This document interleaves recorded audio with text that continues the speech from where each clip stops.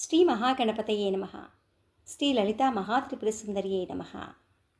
శ్రీ లలితా మహాత్రిపురసుందరిని ప్రతిపాదింపజేసే శ్రీ విద్య గురించి మనం కొన్ని విషయాలు ఇప్పుడు తెలుసుకోబోతున్నాం. ఉపనిషత్తులు ప్రతిపాదించిన బ్రహ్మజ్ఞానాన్ని ప్రభావింపజేసేది శ్రీ విద్య.